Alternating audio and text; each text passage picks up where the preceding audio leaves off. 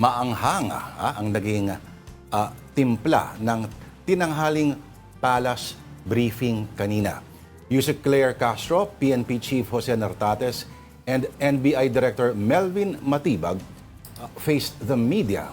And mobile journalist Julie Baiza was in that briefing. Julie, okay, ang narration ni Yusek Claire Castro, ang ano ba to, nakaka-interesting din na si Attorney Claire din, tatanong din siya mismo sa mga taga-NBI at sa PNP, no? Go ahead, Julie. Yes, Lord Denise, inilahad nga ng palasyo ng National Bureau of Investigation at ng Philippine National Police yung kanilang panig doon sa nangyaring insidente sa Senado kagabi. Ipinaliwanag ni Palace Press Officer Claire Castro yung na nandoon nga lamang yung NBI agents sa GSIS premises bilang tugon sa hiling ni GSIS General Manager Vic Veloso na i-secure yung lugar. Wala raw operasyon para arestuhin si Senador Bato de la Rosa. Paglalahad pa ni Castro, si Senate Sergeant at Arms Mau Aplasca yung unang nagpaputok ng warning shot doon sa NBI agent. Nagpaliwanag din naman yung NBI kung bakit nagsasagawa ng drilling kagabi doon sa gate ng GSIS premises. Yan yung una, yung gate daw na iyon, ang may hawak ng access or susi is yung OSAA or yung Senate Sergeant at Arms. Tinanggal daw yung lock para sarahan yung gate dahil labas-masok na daw yung iba't ibang mga tao doon at nahihirapan na ma-secure yung GSIS area. No? Kaya kung makikita raw sa video, hindi lang naman daw drilling yung ginawa, kundi nagligay din sila ng mga metal cabinet para nga hindi na madaanan, kumbaga nilagyan na ng harang. Hindi naman na direktang makasagot yung NBI at saka Philippine National Police kanina doon sa mga haka-haka na stage yung nangyaring putukan. Gumugulong daw kasi yung investigasyon.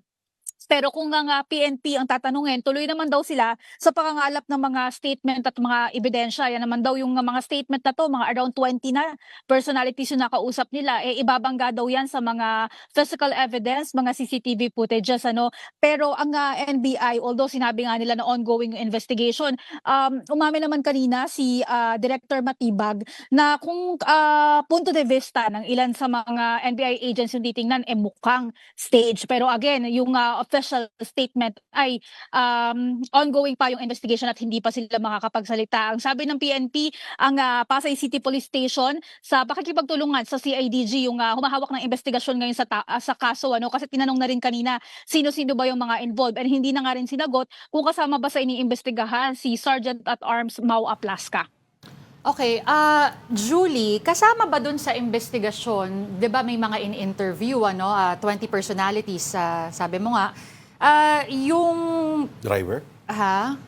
Hindi, mamaya idagdag natin yung driver, Julie, pero yung pagkuha din, yung pag-retrieve sa lahat ng may hawak ng firearms, sa lahat ng may hawak ng mga ano tawag doon, yung long weapons, kasi 'di ba may mga serial number yan and may corresponding bullets as well. Hindi ba pwedeng ibanggayan dahil yung Soko, nakita ko nandiyan na kanina, minamarkahan na rin yung mga, I'm sure yung mga shells na-recover na rin ng Soko. Kasi kung walang karagdagang ganong information, magiging he said, she said pa rin yan. Yes, Denise, lahat ng physical evidences, bukod nga doon sa mga CCTV footages at lahat ng mga maaaring makausap na nandoon sa lugar, yan daw yung nilalapitan ng Philippine National Police. Kinukuha isa-isa yung statement nitong mga nandoon. So we're assuming na kasama yan kasi kahit nga yung mga baso, kasama yan sa mga titingnan at iimbestigahan kasama sa mga isa-secure na ebidensya ng Philippine National Police yan. And again, doon sa mga personalities kasi, hindi nga pwedeng mag-disclose kung sino-sino ba ito dahil hawak na nga ng Pasay City Police Station yung kanilang investigasyon. Kaya hindi na nga rin sinagot kanina kung kasama ba si Mau Aplasca. Julie, sinabi rin naman ni Director Matibag na may mga agents daw sila sa GSIS building pero hindi raw armado. Tama? May mga agents sila para i-secure yung GSIS building, yung area. Kasi di ba ang Senate nasa loob siya ng GSIS complex. Kaya dapat malinaw na yung building, yung kanilang sinesecure. Kasi ang pinupunto nga nila, they are outside. Wala sila doon sa loob ng building. So, yun yung sinasabi ni Director Matibag kanina. And doon naman sa armed, kasi nga, dahil bahagi daw yung may mga dalang gears, kasi nga, peace and order yung nirequest sa kanila ng GSIS ni GM Wick Veloso na i-secure nila yung lugar. So merong may gears yung kanilang mga agents. Mhm. Okay, sa balita naman na may nagtanong na isang reporter kanina, anong gagawin kunyari may makakita kay Senator Bato de la Rosa? Officially, hindi raw siya ipapaaresto. Tama ba? Wala daw kasing direktiba to arrest. And again, yung sinasabi nga nila, wala sa operasyon na arestuhin si Senador Bato de la Rosa kahapon. Pero ang pinupunto din ng NBI kanina, dahil nasa ilalim na nga ng protective custody ng Senado, si Senator Bato, ay inaasahan na ililitaw nila kung hinihingi ng korte yung kanyang appearance. Dahil nga meron siyang protective custody or under protective custody ng Senate. Pero ang nililinaw nila, walang utos na arestuhin si Senator Bato, o kahit daw si Matibag kahapon ang sinabi niya ay to observe. Kumbaga kapag nakita niyo si Bato, si Senator Bato rather, ay obserbahan ninyo or bantayan lamang yung kilos at hindi mag-serve ng warrant or arestuhin siya. Yun yung ililong nila kanina. Mismong Julia. Pangulo, naglabas rin na disclaimer, di ba, Julie?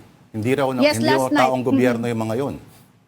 Last night sinabi ni Pangulong Bongbong Marcos na hindi kagagawa or walang kinalaman ang gobyerno dito sa nangyaring putukan kahapon sa Senado. And iniulat nga ni Pangulong Bongbong Marcos na yung mga nandoon sa loob ay mga Marines and mga taga doon na sa loob ng Senado, sila yung mga naka-duty to protect and mag-maintain din ng peace and order doon sa lugar. Isa pa sa actually ngayong umaga din pala, no, kasi kaya nga nagkaroon ng briefing dito sa palasyo, nagkaroon muna ng meeting si PBBM with we're assuming PNP and NBI kasi sila yung humarap sa atin. Hindi pa natin alam kung sino pa yung other agencies na kasama. And ang direktiba sa kanila ng Pangulo, malaman, matukoy at mailabas kung ano yung tunay na nangyari at mapanagot kung sino yung mga dapat managot dyan sa nangyari sa Senado. Julie, anong sinabi ni NBI Director Matibag dun sa sinasabing driver daw ng NBI, itong 44-year-old na Mel Oragon daw, na di umano'y nagpaputok daw? Yes, tinanong kanina si Oragon kasi ang lumalabas nga sa mga balita ay driver siya na employed ng National Bureau of Investigation. Ang sabi kanina ni Matibag, based on their records, wala siya sa record ng National Bureau of Investigation, pero sa personal na pagsisiyasat niya, lumalabas nga na volunteer etong si Oragon ng NBI. NBI volunteer siya, so hindi siya employee. And kahapon, nandoon nga siya as a volunteer driver. So for context daw kasi, merong mga force multipliers na sumasama sa mga operasyon which is yung nirequest nga ng GSIS to secure the area. So yun, hindi siya NBI employee, yun yung nililinaw niya kanina. Ang weird lang, pwede ka pala mag-volunteer driver para sa NBI? O tapos, ang weird naman na for security, ang tatawagan mo NBI at hindi yung pinakamalapit na police department. Anyway, marami pa rin tanong. Julie, may sinabi na bang sagot ang Pangulo tungkol doon sa sulat ni Senadora Amy Marcos na may mga kailangan daw ipatanggal? Ang palasyo hindi pa naglalabas ng statement tungkol dyan sa sulat ni Senadora Amy Marcos sa kanyang kapatid na to temporarily relieve kasama nga yung kaninang humarap sa atin na si Director Matibag. Pero si Matibag inirerespeto naman daw yung naging opinion or hiling ng Senadora. Alright. Maraming salamat sa iyong ulat ang ating mobile journalist, Julie Baiza. Thank you, Julie.